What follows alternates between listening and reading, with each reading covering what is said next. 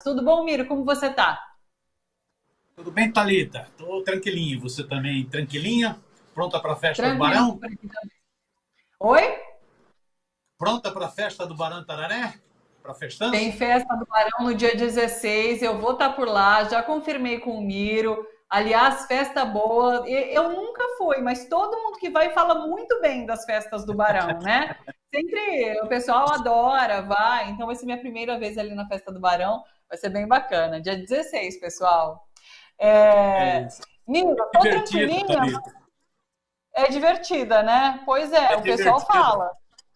É, porque é proibido o discurso, ninguém pode fazer discurso, é proibido. Se alguém tentar discursar, é jogado do quarto andar lá da laje. É proibido, então é só comer, beber, falar besteira e dar risada. Então é divertidíssimo. Eu dou risada que nem o quê? Exatamente, é reunir esse pessoal com quem a gente bate papo todos os dias numa mesa de bar, né? Não tem como dar errado. Vai dar muito bom, muito bacana, é isso.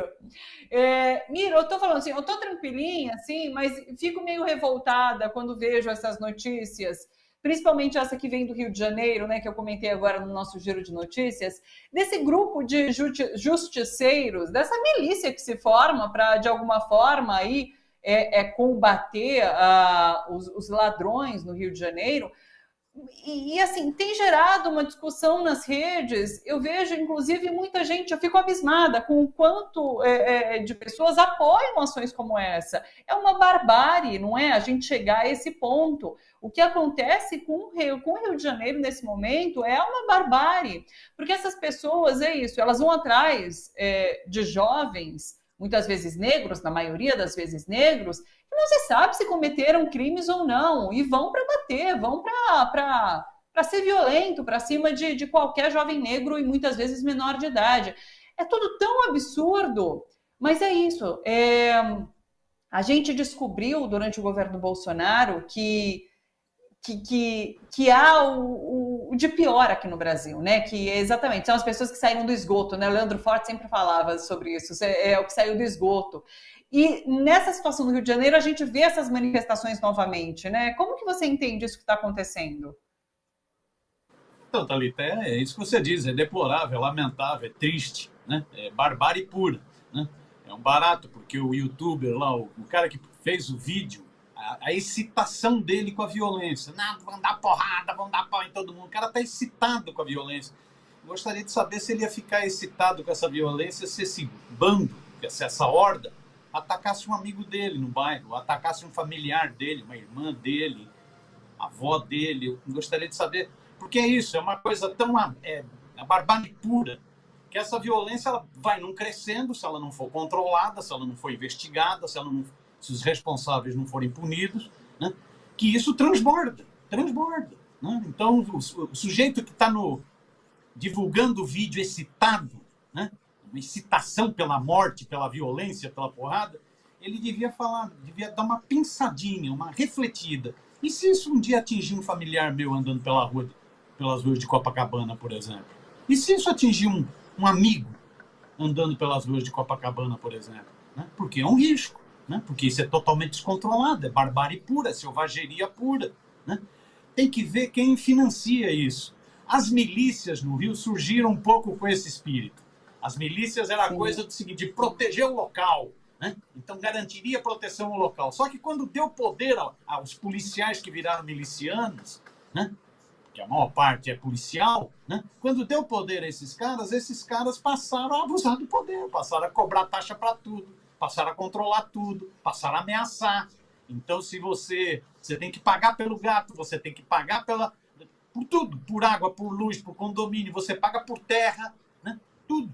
Então, as milícias surgiram assim. As milícias, no primeiro momento, a ideia é que alguns setores de Bolsonaro viviam elogiando, condecorando, né? A ideia que alguns setores da sociedade passavam assim, não, as milícias são uma boa, como o Estado não está fazendo o seu papel, vem uma milícia privada, a gente banca, a gente condecora, a gente nomeia familiares, inclusive, para os nossos gabinetes. Bolsonaro conhece bem essa história, nomeou vários, mãe, vó, nomeou um monte de gente, irmã, noiva, né? Foi nomeando, né? Mas só que isso vai ganhando um tal poder, que é isso, corrompe totalmente a sociedade, é a barbárie total na sociedade. Vê hoje o papel das milícias. As milícias, inclusive, que surgiram para combater a criminalidade, hoje são uma organização total, são criminosas totalmente vinculadas a tráfico de drogas, né, com acordos com grupos criminosos já existentes no Rio de Janeiro. Essa ação dessa milícia, né, porque isso é uma milícia, é uma horda. Você vê até que a formação é militar, né, gritos de guerra, né, isso tem dedo estranho aí, né, porque é uma formação estilo militar, gritos de guerra, parece muito com fascismo, isso, hordas fascistas. Tem que olhar com atenção esse negócio. O que mostra isso? Mostra que, na minha opinião, né, mostra que nós temos que avançar muito mais no debate sobre segurança pública, com uso de inteligência, com ação preventiva forte, né, e tratar de resolver os problemas sociais brasileiros. Enquanto você... Né, a explosão, a miséria, a explosão da miséria, a explosão desse tipo de coisa também, né, e a explosão de grupos fascistas. Então, é realmente triste de ver. É a barbárie. Eu fico achando que tem pessoas que ficam arranjando qualquer tipo de justificativa para ser violento, né? Então aí é isso, aí é essa justificativa de que a gente vai combater os assaltos. Tem gente que vai para jogo de futebol e acaba sendo violento em jogo de futebol também. Existem várias justificativas para se encontram, né? Essas justificativas para ser violento, para expressar ódio. Essas pessoas aí com o rosto coberto, estão com o rosto coberto pensando que estão fazendo coisa errada. É isso, é uma milícia que se forma para expressar ódio, para expressar violência nas ruas do Rio de Janeiro. E claro que é isso, como você coloca, o Rio de Janeiro tem um problema social muito grave e não dá para tratar apenas como segurança pública, assim como vários problemas. Aqui em São Paulo a gente também tem vários problemas de ordem social que são tratados como problemas de segurança pública, e não é esse o caminho.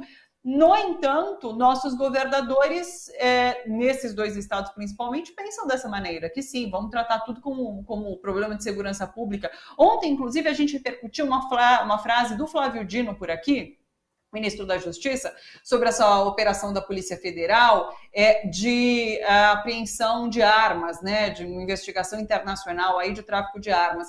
E ele fez uma fala nesse sentido de que, olha, a gente está combatendo o tráfico de armas sem nenhuma bala perdida, sem matar nenhum inocente, porque isso é uma questão de inteligência e não de simplesmente invasão de morros atrás de arma e drogas. E é por esse caminho que tem que se pensar. É inteligência, é uso de inteligência, é investigação, é programa social, muito mais do que segurança pública, não?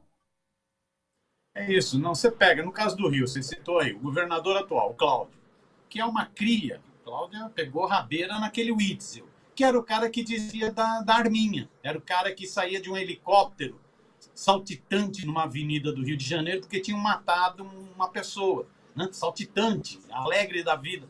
Bandido, um governador bandido. O vice dele era esse Cláudio, é o que ficou no lugar. Né?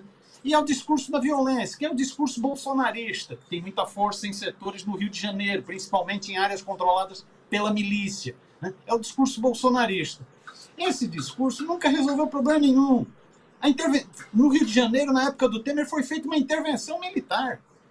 Os milicos foram para lá. O vice do Bolsonaro é que comandou essa intervenção militar, o general Braga Neto. Não resolveu nada. Ao contrário, só agravou o problema, só gerou mais violência. Militares, inclusive do Exército, cometendo cenas de barbárie, metralhando pessoas na rua. Você lembra da cena? Né? Então, não resolveu nada. Só agravou os problemas e ainda juntou setores do Exército com bandidagem também. Você pega esse negócio de tráfico internacional de armas, você vai ver, tem general do Paraguai metido nisso. Você vê como esses militares estão sujos na história. General do Paraguai metido nessa história do maior tráfico de... Né, maior movimentação de armas recentes, né, apreendidas. Né? É isso. Então, não é com violência.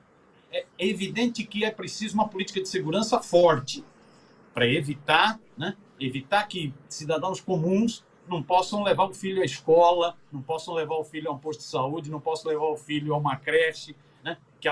que que a violência contamine, seja a violência do bandido, seja a violência da milícia, seja a violência da polícia, né? Que a violência contamine a sociedade. Então é preciso uma política de segurança séria, com policiais sérios. Agora, isso significa muito investimento em inteligência. Você vê essa apreensão de armas, isso é pura inteligência. Pura inteligência. Até a ação é feita de forma efetiva, sem escarcéu, né? É feita de forma efetiva. Muita ação de inteligência, muita ação para coibir os grandes, porque você pega esse negócio dessa operação das armas, ela é o tipo da asfixia do que vem embaixo. Porque você pega um grande grupo, asfixia financeiramente, apreende milhares de armas, milhares de fuzis, milhares de revólveres. Isso complica, isso diminui a violência lá embaixo, porque essas armas não vão circular. Isso asfixia os grandes grupos. Então é inteligência com ações muito efetivas, né? No topo dessa cadeia da criminalidade. Eu acho, inclusive, o Flávio Dino ontem deixou uma coisinha aberta assim. Ele falou, ó, vai ter mais novidades nisso. Porque no caso do Paraguai, né, observou-se o envolvimento de setores importantes da polícia do Paraguai no contrabando de armas, e um dos chefões era um general do Paraguai. O que será que tem aqui no Brasil? Quem estava na ponta aqui recebendo? Será que também tem gente graúda? Porque essa turma realmente que mexe com a grande criminalidade é muito rica. Tem muitos interesses, tem muitos vínculos com políticos, tem muito político que adora essa turma, né? Então é bom continuar a investigação. Pode ser que tenha coisas interessantes aí para pintar. Do mesmo jeito que pintou no Paraguai, olha que o governo do Paraguai não é lá essa Brastemp, não. Mas teve que chegar no topo. Vamos ver se aqui também chega no topo. Quem será que são os ricaços que estão metidos nesse contrabando monstruoso, enorme de armas, que vai para o crime lá embaixo? Você asfixiou lá em cima, né? Então, são ações desse tipo, né? Não é com milícia, não é com a barbárie que nós vamos vencer a violência. Agora, isso tem a ver, quando você vê a excitação de algumas pessoas, né? Eu lembro do discurso do Bolsonaro, né? do Flávio Bolsonaro, em elogio àquele Adriano, chefe das milícias, né? Um miliciano, né? A excitação dessa turma com a cultura da morte, com a cultura da violência, né? Ir lá condecorar, chegaram aí na cadeia entregar a medalha, impressionante, o cara já estava preso, né? O miliciano, né? Essa cultura tem muito a ver com a nossa formação histórica, é isso. Nossa formação histórica, para quem dizia que é uma formação de harmonia, de paz, tudo legalzinho, blá, blá, não é bem assim. Nossa formação histórica como um país que foi colonizado, nossa formação histórica como um país que acabou, um dos últimos a acabar com a escravidão, a nossa formação histórica, né, do latifúndio, do jagunço no campo, a nossa formação histórica é uma formação que tem as piores marcas possíveis. Tem a marca do racismo, da escravidão, tem a marca do machismo, da misoginia, da sociedade patriarcal, e tem a marca da violência. É por isso que propaganda, às vezes, de arminha engana tanta gente que vai, inclusive, ser baleada por aquela arminha, né? Tanta gente do povo, né? Eu fico imaginando essas pessoas de alguns templos evangélicos contaminados com esse discurso, que moram em bairros populares e que possivelmente vão ser vítimas dessa arminha, né?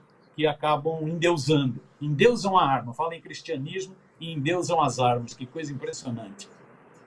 São pessoas vulneráveis, inclusive, que acabam sendo cooptadas por esse discurso de ódio, né? Do faça você mesmo, fazer justiça com as próprias mãos.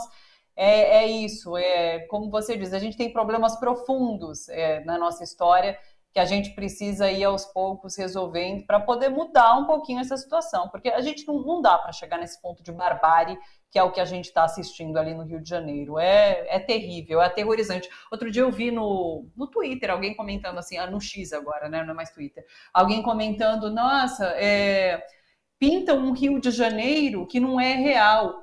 Olha, eu aqui de São Paulo, falo assim, as pessoas acabam ficando com medo de vir para o Rio de Janeiro. Eu tenho esse medo, vendo imagens como essa, vendo tudo que está circulando no Rio de Janeiro, acho que não só eu, mas muita gente que acompanha esse histórico do noticiário do Rio de Janeiro acaba com medo, porque isso são situações de barbárie que a gente vê acontecendo por ali. Não que São Paulo seja diferente, mais uma vez, mas esse Rio de Janeiro que é pintado é difícil. É difícil encarar, não? É que São Paulo é isso, né, Thalita? São Paulo, você pega São Paulo, é muito espalhado, né? Você pega Zona Leste, Zona Sul. O Rio é muito concentrado, inclusive, por uma parede de morros, né? Né? Eu costumo brincar, Thalita, que o Rio, quando Deus fez o Rio de Janeiro, Deus estava com um senso de humor lá em cima, porque o Rio de Janeiro é uma coisa belíssima. O Rio de Janeiro é uma cidade esplendorosa, é uma coisa... Quando eu vou para o Rio, eu fui agora para o lançamento de um documentário do Silvio Tendler, né? Fui lá, fui na Casa de Cultura Rui Barbosa, né? Na Casa Rui Barbosa. Nossa, que lugar lindo! Eu sempre fico apaixonado. O Rio de Janeiro, você chega naquele Santos Dumont e olha aquele Cristo Redentor, tal, aquilo faz um bem lascado. Deus estava de muito bom humor quando fez o Rio de Janeiro. Rio de Janeiro realmente é uma paixão. O povo carioca é um povo delicioso, é um povo irreverente, é um povo cheio de ginga, é uma coisa impressionante. Agora é isso, as elites brasileiras e as elites cariocas, elas são tristes, né? E essa promiscuidade com a violência é um negócio triste, né? O triste do Rio de Janeiro não é o Rio, não é o povo. O triste do Rio de Janeiro é que a elite brasileira, que eu já nem chamo mais de elite, eu chamo de cloaca, é uma cloaca. É uma cloaca o que é essa burguesia brasileira, né? Como ela é destrutiva, como ela alimenta os piores instintos. Frei Beto diz que o ser humano tem um demôniozinho e um anjinho, né? A cloaca brasileira alimenta o demôniozinho, ela só alimenta o demôniozinho. É impressionante, né? É triste ver. Mas é preciso ação de Estado, aí é fundamental o Estado. O que garante civilidade é o Estado. O Estado tem que estar presente, né, em todas essas comunidades, em todas essas favelas, garantindo cultura, garantindo lazer, garantindo educação, garantindo saúde. Tem que estar presente garantindo segurança, para que as pessoas tenham tranquilidade para poder ir trabalhar, para poder ir levar o filho na escola, para que as pessoas tenham tranquilidade. Tem que garantir, e tem que agir com muita dureza no sentido de inteligência, asfixia financeira, contra essas organizações criminosas, né? Sejam esses grupos criminosos conhecidos, sejam as milícias, que hoje são... Né? Hoje a milícia controla mais de 50% do território do Rio de Janeiro. É impressionante isso. A que ponto que chegou esse negócio? Seja atingindo quem incentivou esse negócio. O crime, as milícias, elas têm uma sedezinha naquela Vivendas da Barra, aquele lugar onde morava o Bolsonaro, né? Na Barra da Tijuca. Não é no Morro, não. Na Barra da Tijuca. Né? Então é preciso combater. Esses são os grandes criminosos, esses são os responsáveis pela situação do Rio de Janeiro. Eu lembrei de Emicida. Emicida fala, a gente não pode chamar de elite o que a gente tem. Elite é o melhor que a gente tem, né? O melhor que a gente tem no país, é os atletas de elite, né? O que a gente tem aqui é burguesia, realmente. Essa burguesia é também bastante complicada.